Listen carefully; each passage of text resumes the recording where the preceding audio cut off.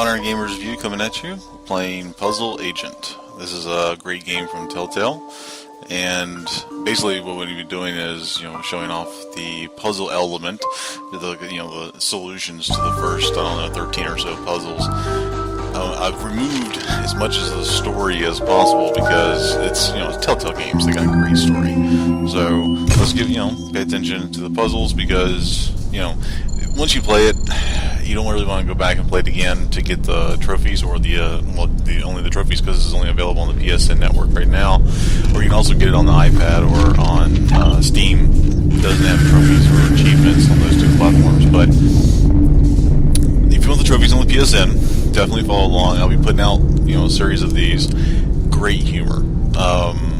Again, I've removed most of it, so I wouldn't impede or anything, but definitely worth playing through. The story alone is kind of, it's got good parts. But yeah, we're going to show the first, 13 or so puzzles that you come across during the game, and a couple of things with the controls for this version, which is one of my, I do particularly like this version of the game a lot, more so than the PlayStation or the computer or the touchpad. So let's give you an example of the humor. Check out this scene here.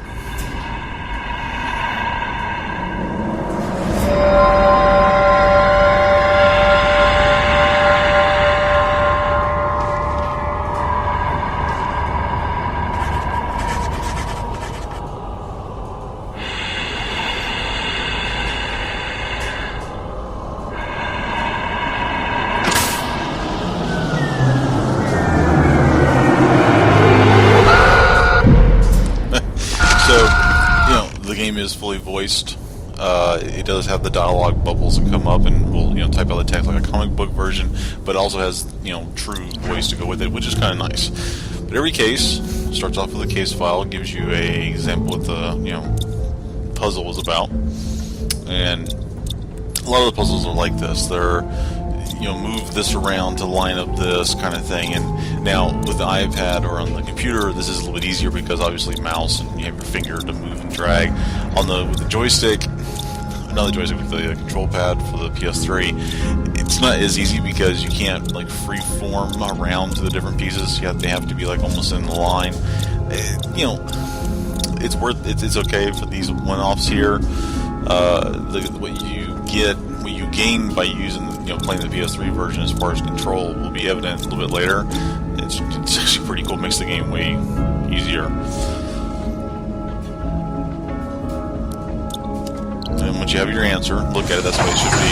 Submit it. And it's pretty cool using taxpayer dollars spent on one puzzle. It's kind of funny. Now, if you play this game and you don't not watch this and don't know the answers, those tones does get to you after a while, especially when you fail over and over and over. Now, there was some storyline difference there, and I cut it all out, and we're just going straight to the second puzzle that you come across in the game. This is a very simple one, although you'll see this style of puzzle many times throughout the game, and they do get progressively harder. It's very simple. Bounce, bounce, home.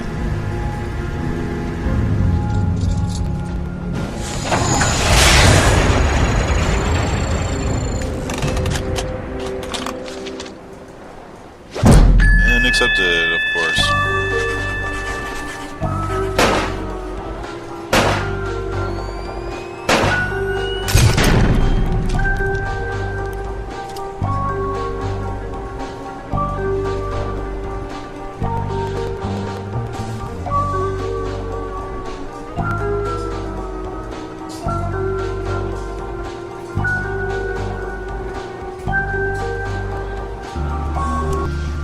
So again, we zoom forward. Now this is where I start to show off the control, and I don't show off, but I make significant, to show you the controls that what we're talking about for the game.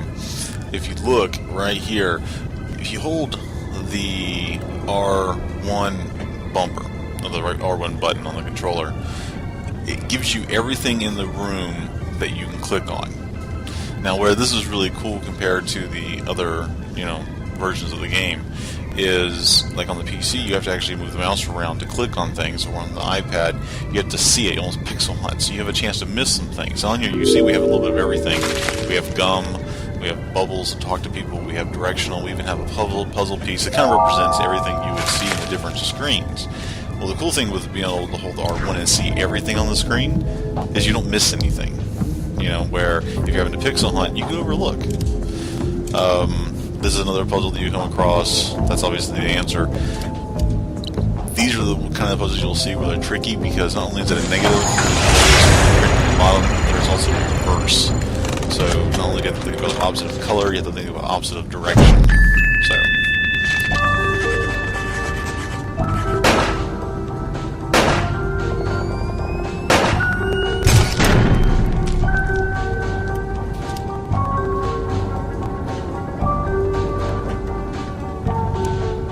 Well, one of your... Oh my. And a little example of the thing. I try to cut out, like I said, all dialogue so you don't interfere with any of the story.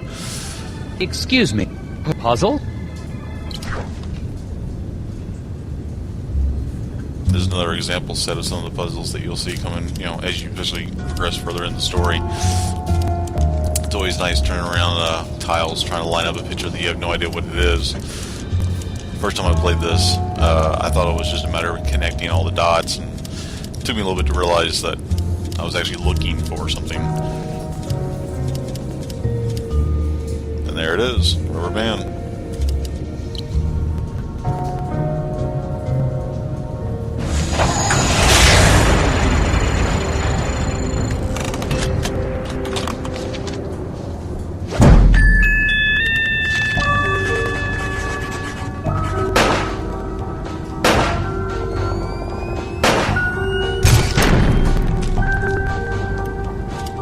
Solved. Now maybe you can relax a little. Or not. And as you see, we see the arrows here of other places that we can go. You know, this is a complete side thing here. It has no real bearing on the entire case. But as you know, we see we find some more gum and another puzzle.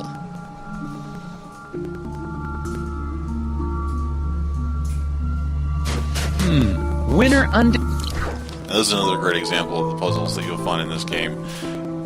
They're word puzzles. You have to really kind of figure out what they're asking.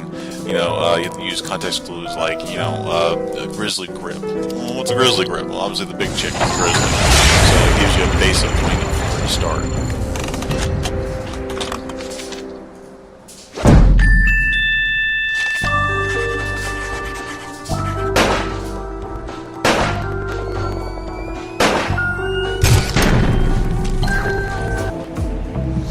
Then we fast forward, you know, further to another area, another puzzle, and again, it's another one of those word puzzles where you have to use context clues, and you know, there's the answer right there. If you want to figure it out, try to figure it out on your own without.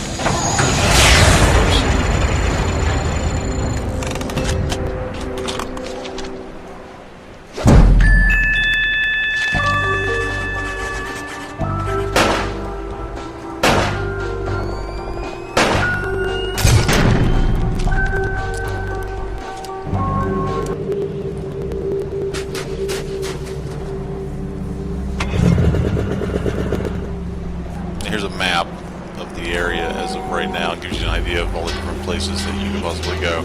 I love these shots that they use. You know, this lonely trail going up to this place. And there's a bunch of places, people already there, you know. It's a little humor like this.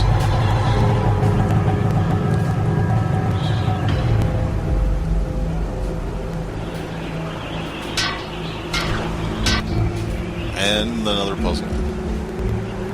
You actually have a great conversation with that guy on there on the steps. This one actually took me a little while to figure out, just because I didn't realize it was 1, 2, 3, 4. I didn't see that. But it is like reverse on itself, and 2, and then obviously the one missing is a 3 reverse on itself.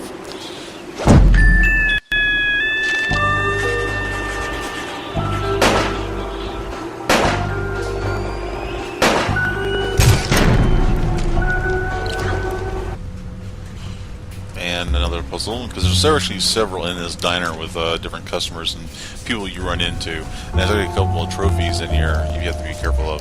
This one was tricky because the first time I did it, I didn't realize that one of the rules was 4-sided boxes. So I was just going with, just roping in people. So I put all the purple ones together in one giant area, but it wasn't a box. It was like, multi-sided structure. But that's the answer right there. It's the only way to fit them all in one place.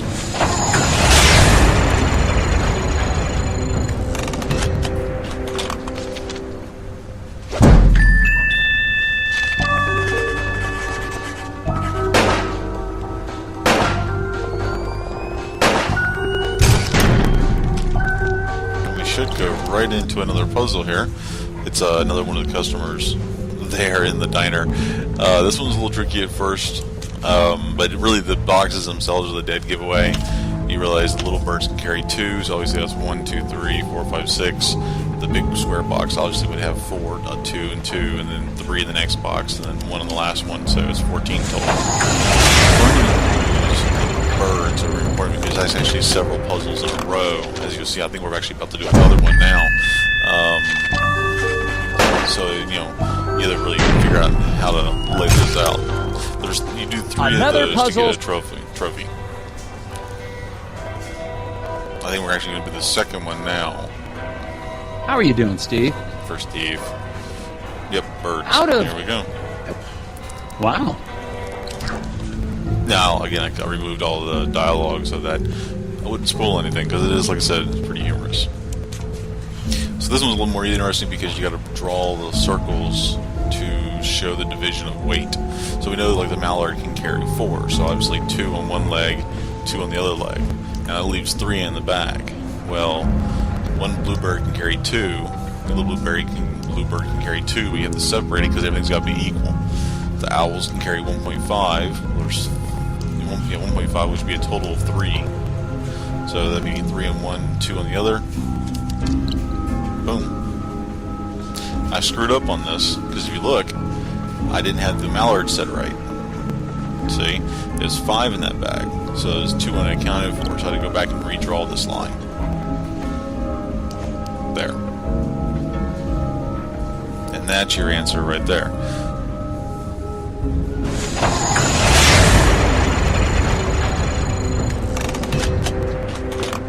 One of the trophies for the game is never submit an incorrect answer, and also never use a stick of chewing gum for a hint, or never get a hint. So, Well, that wasn't. It's difficult. This is another example of some of the puzzles is where you are rearranging items on the screen, and they fit together a very particular way. They're a little more. It's kind of like the earlier puzzle where I'm not so sure why this one's staying on the screen so long.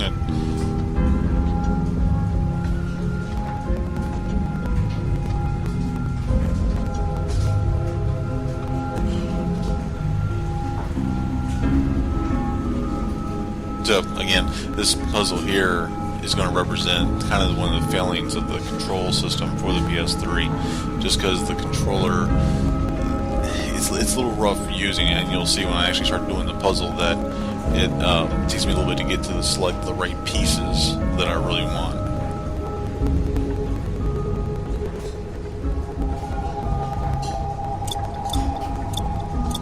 As you see, I bounce around a lot trying to, and the cool thing is that it is forgiving to where if you get the piece like in the right area, it will kind of see how it kind of locked on there, and that one did too. So now when you pick up a piece that have actually connected, the whole group moves. Now if you're not ready for it and you don't realize that the piece had locked in and you go to grab it and move the whole group, you're like, well, wait, hang on, it's not right. It takes a little bit to get used to.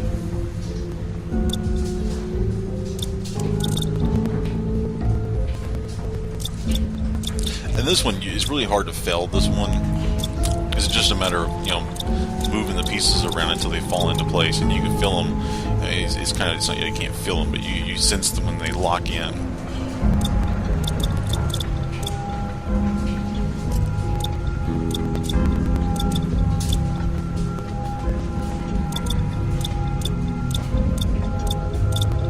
you see here, I'm actually trying to get around to the pieces, you know. And look, I see I couldn't get to the carrot, so it was either just to move the entire piece down. There, finally I selected it. I mean, like I said, this is one of that shows some of the failings of the controller in this aspect. This is actually one of the few puzzles, or this one type of puzzle, that I wish I would have had a mouse or a touchscreen. And there you go. That's the solution there. Again, not that hard of a puzzle, just kind of a little aggravating with the control set. And then my OCD makes me put it in the center of the plate.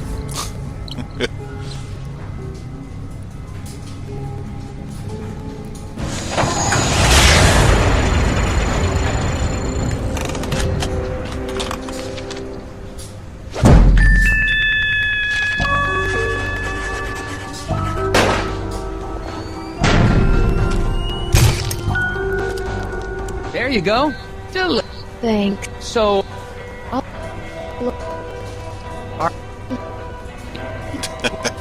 And this is me skipping a bunch of dialogue, going right down to the next puzzle. Now this is a good one too. Another word type puzzle where it has a series of rules that you really have to pay attention to. And then you got to decide which rule is the key rule that you go on. I will admit, I did fail this one once when I first did it. Not on this recording, of course, but when I first played it. The key is remembering, who had, the rule set of who had what. So there you go. There's your answer.